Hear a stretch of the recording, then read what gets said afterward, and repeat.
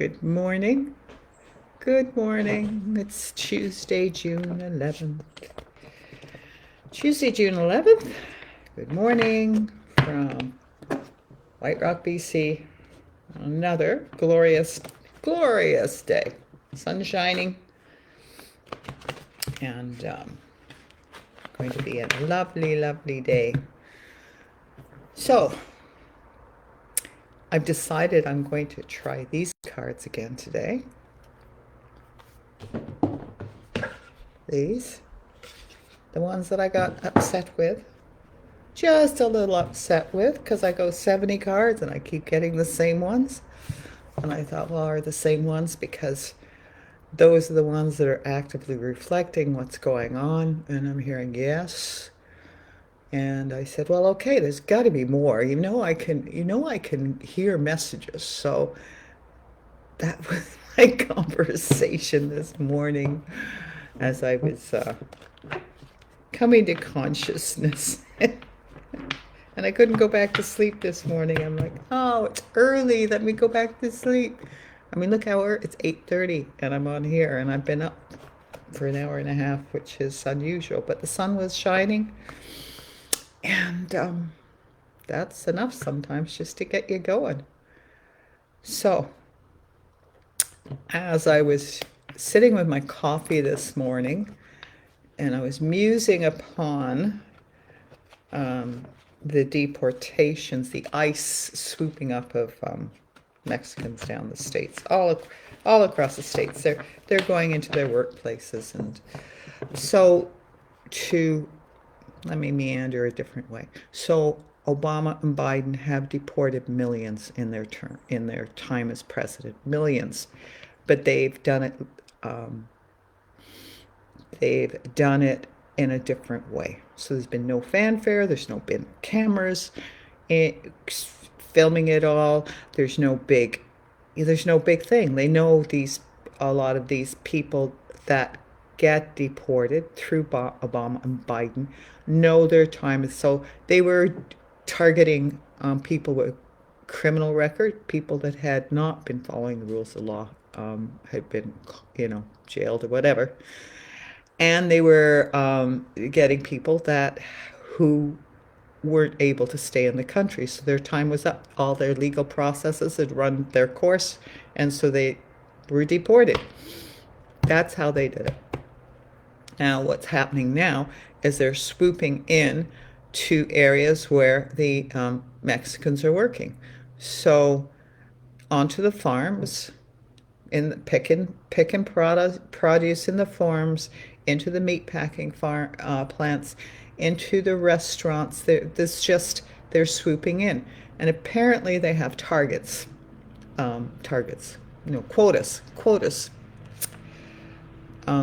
So they're trying to reach those quotas, and in the swooping up, they're swooping up legal citizens that have been born here, or naturalized citizens. They're swooping up people that aren't even Mexican, that just happen to look Mexican on the streets. They got a woman from Chile, I believe it was Chile, who was a tourist in New York City. So it's an entirely different ballgame. So as I'm musing about this, because there's always a reason for this. There's always a reason for what we're seeing beyond the obvious. But think of it energetically. So this was my musing. I was thinking about energetically, what is this about? And energetically, it's showing us the contrast, for one, the entitlement that some of us have, that we don't know that illegals, or we choose to not acknowledge and be aware that illegals are working on the farms for peanuts in order to feed their families. They pay their taxes, but they don't have, unless there's an emergency, they don't have access to health care. And so they don't have access to all the benefits that an American citizen would have. And you go, well, that's fine. Well, yeah, it is fine, I guess. But their employers are making money off them. and you are eating their food and you are wearing their clothes, you are, oh, on and on it goes, right? So is this a way to say, look, this is what's going on? Now, there are many people protesting this because they understand that these Mexicans in their community are part of the community. If they're not in your community, you don't understand how deeply they have become part of the community, how they are part of everyone's daily lives in the restaurants, in the stores, in the hotels. They're in the hotels, cleaning the hotel, all of this. So in the areas where there's protests going on, there other Americans are protesting because they have an affinity. They understand these are our neighbors. These are our neighbors that we live side by side. So to give you an example, my husband and I rented a place in Laguna Beach in California because way back when he was doing a lot of shows in California. So we did a vacation rental by owner in Laguna Beach because it's a beautiful community. And so he traveled from there to the different dealers and stuff and worked. And I got to sit it. I got to go to the beach, walk to the beach, take the dog, go get a coffee, all that kind of stuff. It was nice. But the place we rented was above a retail store, above a couple of retail stores. And it was interesting because it was on the main drag in Laguna Beach. And you parked at the back and then you walked up some stairs. And then there were, I think, 5 or 6 apartments in that area. I can't remember, but there were numerous apartments, 3 or 4 plus ours, so it doesn't matter. And they all had families in them, and they were Mexican families, and they were all friendly and happy, very welcoming. And we weren't in each other's backs pockets, but it was hello, how are you? Isn't it a lovely day kind of thing, because we weren't there forever, and they've probably seen people come and go in that vacation rental by owner apartment. But they were part of that community. They were paying rent, and they were working somewhere.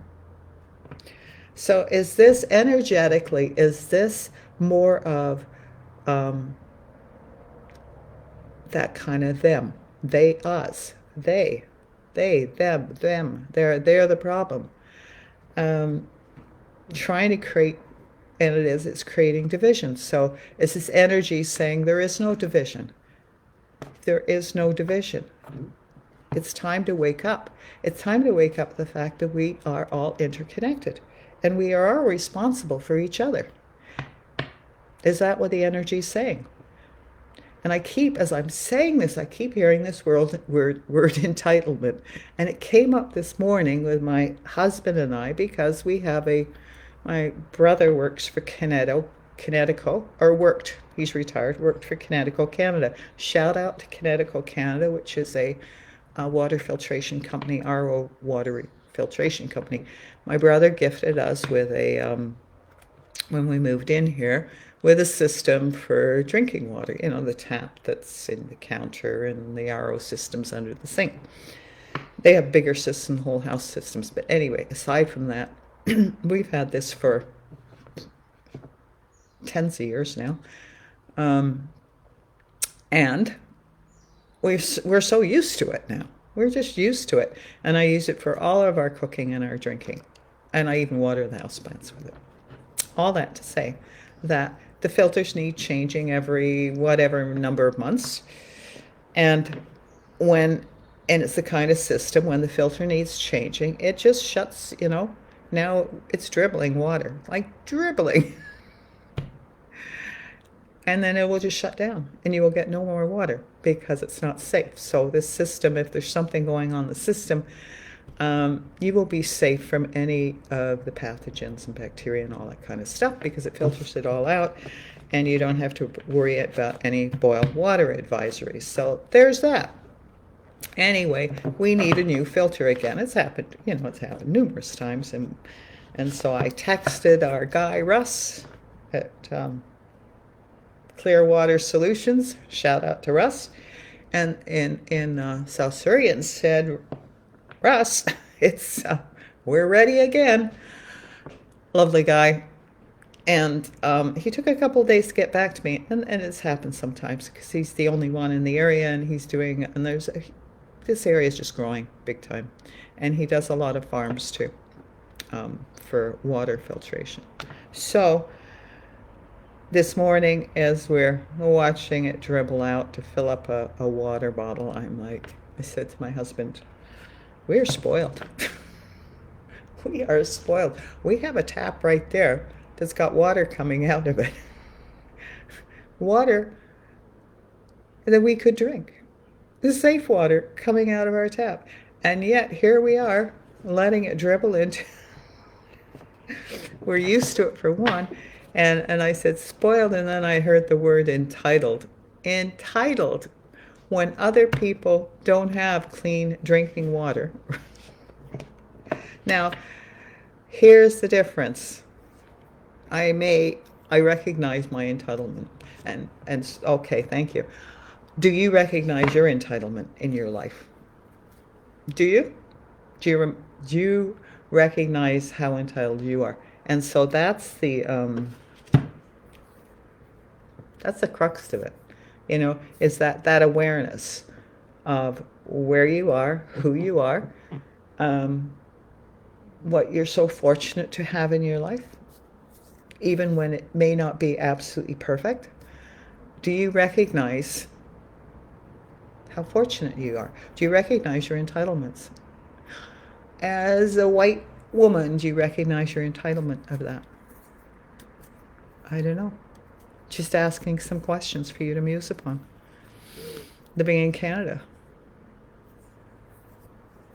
I don't know. Just ask yourself these questions when you look around the world. So, many people don't bother to ask questions, don't bother to see outside of their own, where their eyes fall upon, haven't traveled. To give you an example, they're looking at prefab modular homes for the government is to get them being built to provide housing. And so there are people and conservatives in the government go, I don't want to live in a house. I don't want to live in a modular home. I don't want to live in a shipping container. I don't want to, I don't think that's fair. People shouldn't have to do. It's Russia-style housing. And that's all BS. That's all BS. Because that comes from an entitled viewpoint, for one. It comes from a viewpoint of not having any exposure to how the rest of the world lives. I'm not talking about Russia. The rest of the world lives in all sorts of different housing conditions. And we think housing has to look one way only. House with 3 bedrooms, 2 bathrooms, or 4 bedrooms and 3 bathrooms. Open plan, if you please. Finished basement, backyard. Okay. What kind of house did you grow up in? Not everyone did. There are people that grew up in apartments, right? Their parents rented. There are people that grew up in small homes, little small bungalows or semi-detached. I mean, these older cities, all of these examples in the older cities, Toronto's an older city. Forget the suburbs of Toronto. Look at Toronto itself. Look at the different kinds of housing in Toronto. Look at the semi-detached and the duplexes. If you don't know that, if you have never seen that or lived in different types of housing in different places, which I have, I've lived downtown Toronto, I've lived in the country, I've lived in the suburbs, I've lived in New York City. I've stayed in California and been in vacation rentals by owners. I visited UK, I visited Europe. So when you do that, then you have a broader perspective. Now, if you can't get out, that's no excuse. Go looking for examples on the internet of container shipping houses. They're doing amazing things with them. Go looking at, go watch HGTV, International House Hunters. See how other people live around the world. It shows people who are moving frequently from the US, but sometimes from Canada and sometimes from Europe to, let's say Canada or UK, rather the US, and they're moving to Europe. They're moving to London, or they're moving to Germany, or they're moving to, I don't know, wherever. Take your pick. And so they go on a house hunter tour, and you look and get to see the different homes that are there in the different countries and how they live. And then you get an idea what's going on out there. So if you don't, then you are unaware of how good you may have it. And you'll think, well, I don't have it that good. I'm not living as well as my parents. Well, perhaps you aren't. But what were your parents living like when you were younger? I came from a family with 5 children on a school teacher's salary, and my mother didn't work. So that was, but not a school teacher's salary of today. So that was a rather, frugal. Though we did picnics and we went camping, and we weren't hard done by. Looking back. So, look and see how your grandparents lived. Now, of course, everything changes and gets better. And I'm not denying that it's okay to have desires and wants for something more. Not saying it isn't. It's okay to do that. But it isn't okay, in my viewpoint, to rail against the government who's trying to provide housing for the unhoused and for the people who can't afford $1 million home or a $500,000 condo, older condo. That's what they're going for out here. To tell them what housing should look like. There are people that are renting, would love to have a small modular home with their own walls.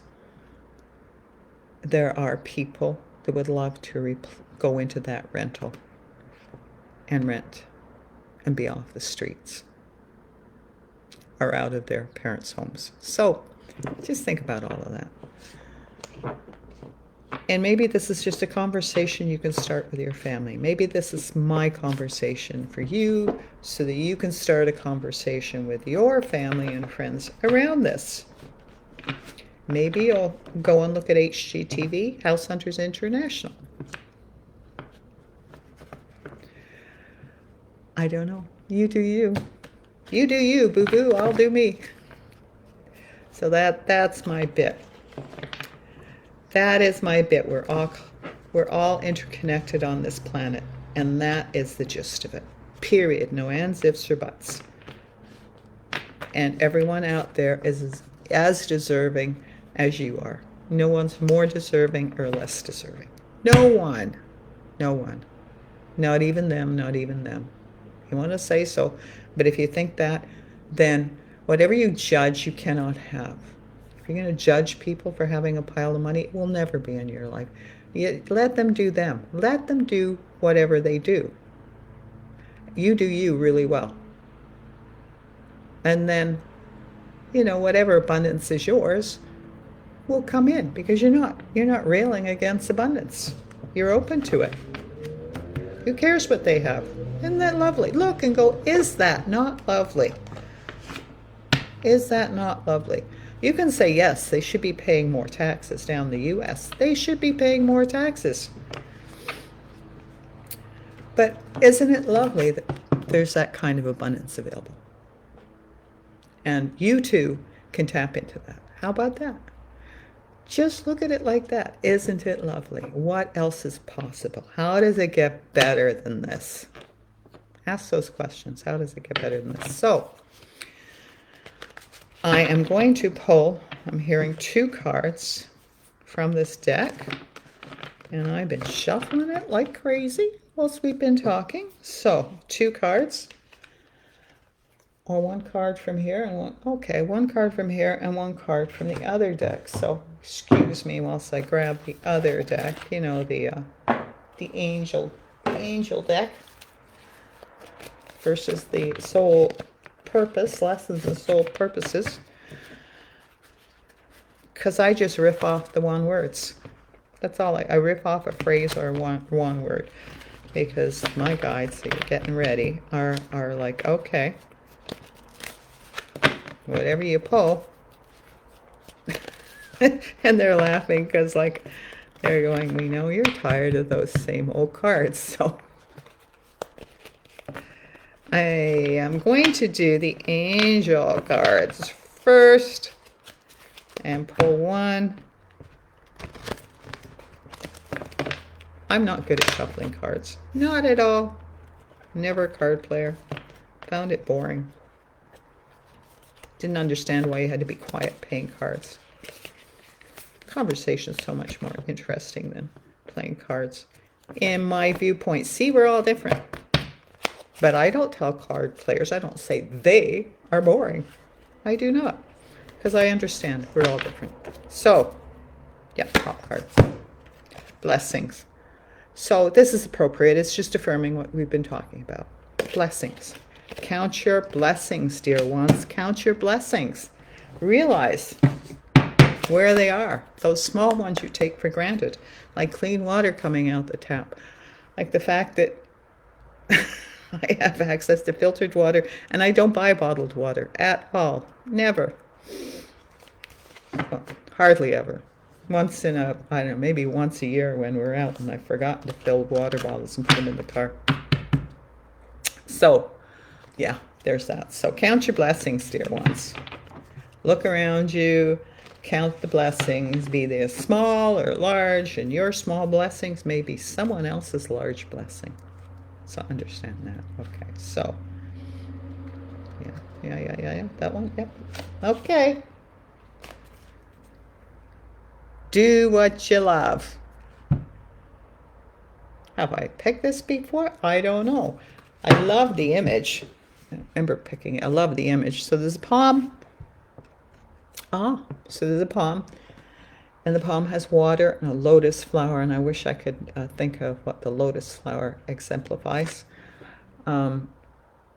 She's sitting with her feet in the water. He's swimming in the water. To me, that reminds me of a vacation, a Hawaiian vacation, or a tropical vacation, where you're just so relaxed. You're so, don't you just take a deep breath and smell the air and listen to the water, the sea, you know, or you're swimming in a pool, all of that. You know, it's just a moment. It's a moment in time, whether it's for 1 week, or 2 weeks, it's just a moment in time. It gives you time to reflect, to appreciate, because you're in appreciation of where you are. At least I hope you are. If you're swimming in the water, you probably are. So do what you love. When you do what you love, and I'm going to look up lotus flower whilst I'm doing this. When you do what you love, then life responds to you.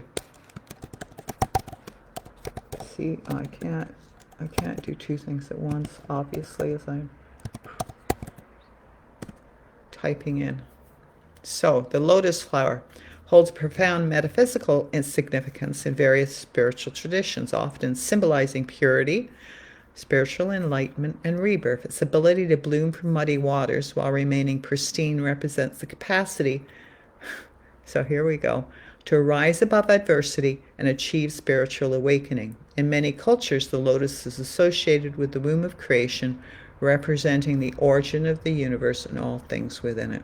So, the capacity to rise above adversity, and isn't that what's going on right now on the planet? Rising above everything. So the things that have been put in place that aren't serving us any longer. And that is, so you can have leaders that are thoughtfully, deliberately, making plans and leading their way through, leaving stuff behind, the old stuff behind. And then you can have leaders that are doing totally the opposite, or holding on to, like, don't take that away. I mean, how many people in our life is like that? No, no, no, no.